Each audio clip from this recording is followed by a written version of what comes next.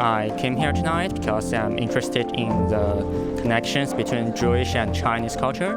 The Confucian texts have been the core of state-sponsored learning throughout China's 2,000-year dynastic history. But as China sought to modernize in the 20th century, these books were put on the defense. It goes back to the Shang Dynasty, that in the Shang Dynasty, a group of people came forward and began this process of aestheticizing the human experience. Over the last generation, however, intellectual leaders are again turning to the Confucian texts as a source of genuine Chinese values. Professor Ames really make the connection between the history and the modern world. So in our time, we have to go to our cultural resources and find the assets that are necessary to have a world that we can pass on to the next generation, to my granddaughter. Like the Chinese, we as Jews venerate our classical ancient texts. Our rabbis engaged in midrashic interpretation of the Bible to produce the system of Jewish law and norms of behavior.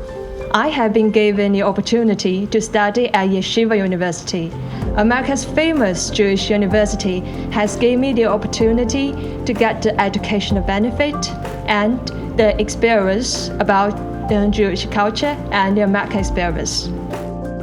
Whenever we talk about our backgrounds and how we were brought up and what we did as kids, you know, it's like, hey, that sounds Chinese or that sounds Jewish. Right, there's so many similarities. Right.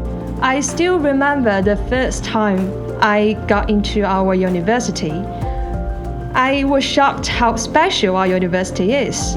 Lots of lovely girls with black skirts over knees, a few boys with heads over head. And there were many mysterious symbols I didn't recognize. When you talk about Judaism and Confucianism, you have a kind of atheistic religiousness. You have a family-centered religiousness. Each generation has the capacity, has the responsibility to build the connector into the next generation. What I loved the most about what the professor was talking about was how it's all about viewing everything as a family and how everything is intersubjective. You can't use the vocabulary of Western religion to talk about China. You need a Chinese vocabulary.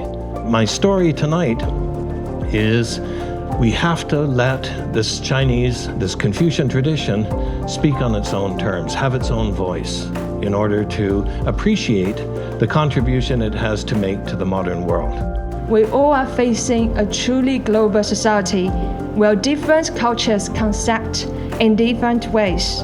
No man is an island, entire of itself.